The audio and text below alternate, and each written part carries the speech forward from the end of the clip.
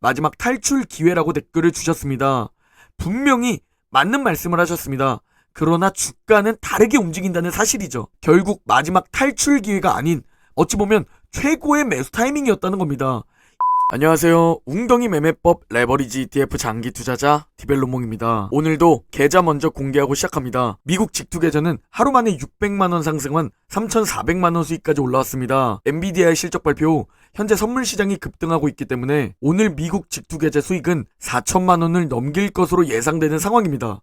그리고 국내 계좌 역시 33% 수익률까지 올라왔고 380만원 수익까지 올라온 상황입니다. 다시 제 수익은 약 4천만원까지 말아올린 상황이죠. 그 이유는 어제 미국 증시가 좋은 흐름을 보였기 때문입니다. 다우가 0.54% 상승했고 나스닥이 1.59% 상승했으며 S&P 500은 1.1% 상승해 3대 지수 모두 큰 상승을 보인 하루였죠. 그렇다면 어제는 왜 그렇게 좋은 흐름이었을까요? 먼저 다들 아시겠지만 이번 주 가장 큰 이벤트로 여겨졌던 엔비디아의 실적 발표에 대한 큰 기대감 영향이 가장 컸습니다. 엔비디아 실적 발표 잘 나오지 않을까? GPU 없어서 못 산다는데 예상보다도 훨씬 더 잘 나오지 않을까?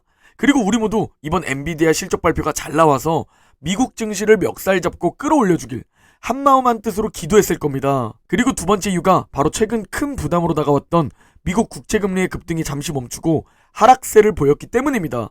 4.3% 위로 올라갔던 10년물 국채금리는 다행히 4.2% 밑으로 내려오며 일단 한숨 돌릴 수 있게 되었습니다. 그리고 저는 어제 국채금리의 최근 급등 그리고 채권의 폭락에 대한 제 개인적인 생각을 멤버십 영상을 통해 올려드렸는데 이후 현재 국채금리가 내려오고 있어서 다행이라는 생각입니다. 그리고 마지막 이유가 상승 추세 하락에 닿았기 때문에 이제 어느 정도 다 떨어진 거 아닌가? 라는 저가 매수세가 유입되었다고 보시면 됩니다. 실제로 올해 상승이 시작된 후 상승 추세를 자세히 살펴보면 올해 상승 추세의 하락 지지선, 즉 파란색 선을 보면 여기까지만 떨어지고 기가 막히게 반등하는 모습을 볼 수 있습니다. 그래서 저는 이번 웅덩이에서 60일 이평선과 함께 이 상승 추세의 하단 지지선에서 과감하게 분할 매수를 진행했고 곧 공개할 웅줍 시즌2 계좌에서 약 2천만원 정도 매수할 수 있었습니다. 오늘 시장이 시작되면 멤버십 분들과 함께 줍줍한 이 웅줍 시즌2 계좌도 바로 모두 양전될 것이라고 판단됩니다. 자, 오늘 먼저 전해드릴 소식은 단연 엔비디아의 실적 발표입니다. 오랜만에 기도하면서 잠든 것 같은데요. 우리 모두의 기도가 통한 걸까요? 실적 발표 8% 정도 급등하며 애프터장에서 미국 증시를 끌어올리기 시작했습니다. 화면을 보면 실적 발표 직후 바로 로켓을 쏘는 모습을 볼 수 있죠. 실적 발표를 자세히 살펴보면 매출과 EPS는 당연히 예상치를 뛰어넘었는데 이 뛰어넘은 발표치가 기대 이상으로 훨씬 더 뛰어넘었다는 것과 화면 속 그래프를 보면 아시겠지만 지난 분기보다 월등히 더 좋아진 모습을 볼 수 있습니다. 지난 분기도 진짜 미쳤다 라는 얘기가 나왔었는데 이번에는 진짜 더 미쳤다 라는 말밖에 안 나오는 상황입니다. 거기에 250억 달러 규모의 자사주 추가 매입을 발표하면서 역시 미국의 기업들은 주주 친화적이다 라는 것을 다시 한번 확인시켜 줬고 거기다 다음 분기 매출 가이던스도 꽤나 중요했는데 기존 시장 예상치 125억 달러를 훨씬 상회한 160달러로 3분기 매출 가이던스가 제시된 겁니다. 그러니까 우리는 이걸 보고 와, 기업들의 AI 투자 수요가 지속되는구나, 이거 엔비디아의 GPU 진짜 없어서 못 팔겠구나 라는 생각을 하게 되는 것이죠. 이 그래프를 살펴보면 이번 AI가 진짜 허풍이 아니구나 라는 생각이 들기도 하는데요. 매출이 엄청 많이 상승했는데 이렇게 상승한 가장 큰 이유가 바로 데이터 센터 매출이 급등했기 때문입니다. 그래프에서 진한 초록색 그래프를 보면 갑자기 급등하기 시작한 모습을 볼 수 있고 1년 전과 비교해 봤을 때 무려 171%나 급등했습니다. 바로 지난 분기와 비교해 보더라도 거의 2배 넘게 급등했죠. 그리고 이번 실적에 대해 젠슨항 엔비디아 CEO는 새로운 컴퓨팅 시대가 시작되었다 라고 말했습니다. 이제 전 세계의 기업들은 범용에서 가속 컴퓨팅, 생성 AI로 전환하고 있다 라고 새로운 컴퓨팅 시대가 찾아왔음을 알렸습니다. 이 AI가 잘 되면 경제의 대박인 이유가 뭐냐면 바로 기업들의 지출이 감소하게 됩니다. 기존에 사람을 고용해서 하던 업무를 AI가 스스로 일 처리를 하게 되면 고용 지출이 줄어들게 됨과 동시에 쉬지 않고 훨씬 더 많은 생산을 할 수 있게 됩니다. 이는 지출은 감소하고 생산성은 증가하는 엄청난 경제 성장과 실적 성장을 이루게 될 수 있다는 겁니다.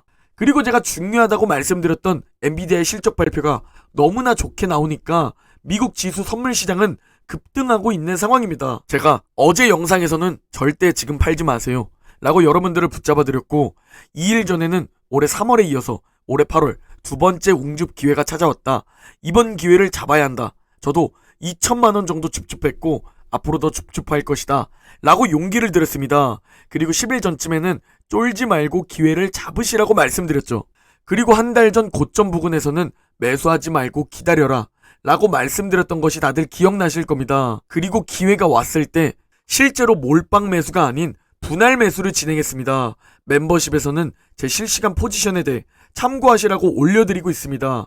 약 8일 전 저는 이번 조정장을 기회라고 보고 있다 라고 제 개인적인 생각을 공유드렸습니다.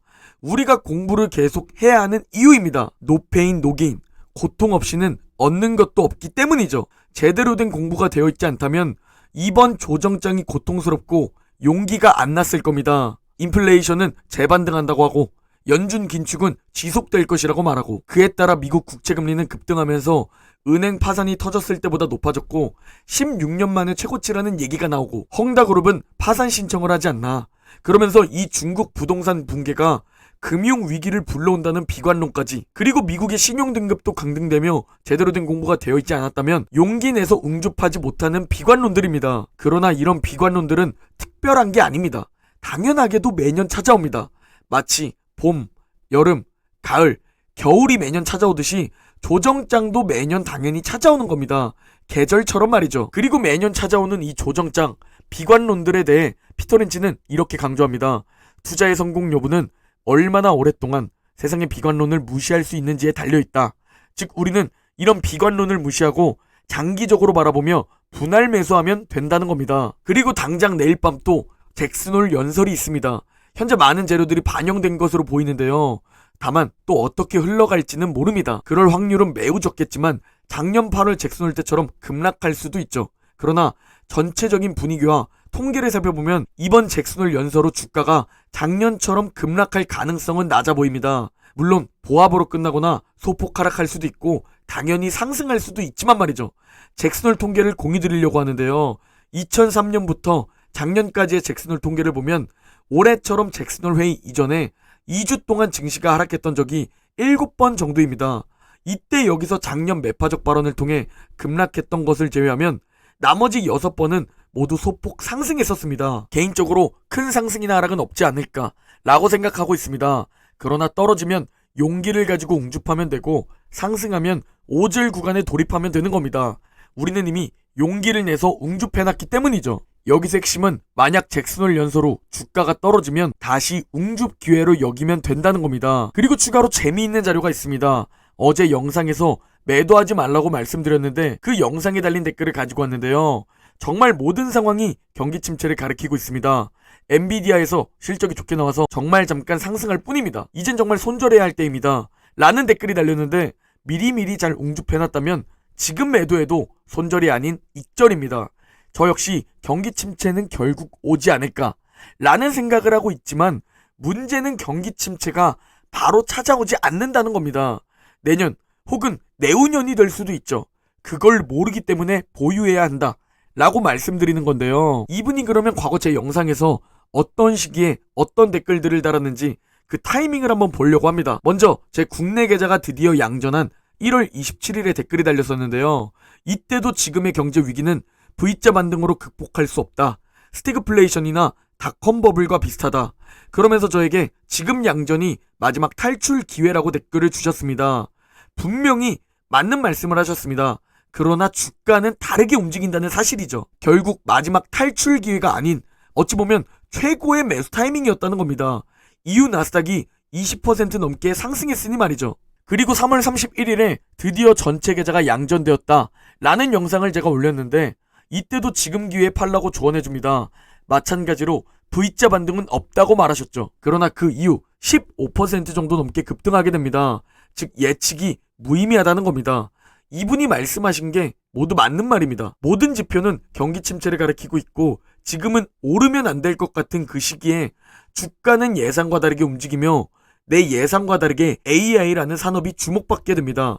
그래서 가만히 보유해야 한다고 말하는 겁니다. 또한 우리가 우상향하는 자산을 골랐다면 가능하다면 비관론자보다는 낙관론자가 낫다 라는 말씀을 드리는 겁니다. 월가엔 이런 격언이 있다고 하죠. 비관론자는 명예를 얻고 낙관론자는 부를 얻는다. 그리고 윈스턴 처칠 역시 비관론자는 모든 기회 속에서 어려움, 장애물을 찾아내고 낙관론자는 모든 어려움 속에서 기회를 찾아낸다는 명언을 남겼죠. 여러분은 그렇다면 낙관론자가 될 건가요? 아니면 비관론자가 될 건가요? 또한 화폐 가치는 풀리는 돈 때문에 결국 서서히 우하향하게 되고 경제 성장과 풀리는 돈 때문에 서서히 우상향하는 미국 주식과 부동산, 즉 자산입니다. 이게 자본주의의 비밀입니다. 그렇다면 우리는 미국 주식과 부동산을 계속 소유해야 하는 투자자인데요. 여기서 만약 미국 주식을 우리가 매도했다면 다른 어떤 자산으로 결국 갈아타야 하는데 미국 주식보다 확실한 자산이 있나요? 결국 미국 주식보다 확실한 자산이 없기 때문이라도 그냥 가만히 보유하는 겁니다. 그래서 사용하지 않을 여유 자금으로 투자해라 라는 얘기를 하는 겁니다. 결국 비관적인 댓글들의 귀를 닫고 비관론에 눈을 감으며 자산은 우상향할 수밖에 없다는 이 자본주의 시스템 그 자체를 이해하면 여러분은 저와 함께 부자가 되실 겁니다. 단 고통과 지루함을 견뎌내야 합니다. 인내심을 가지고 견뎌내지 않으면 절대 부자가 될 수 없는 게임 시스템입니다. 오늘 영상은 여기까지입니다. 제 영상이 도움이 되셨다면 구독, 좋아요, 알림 설정 부탁드립니다. 그럼 내일 영상에서 뵙겠습니다.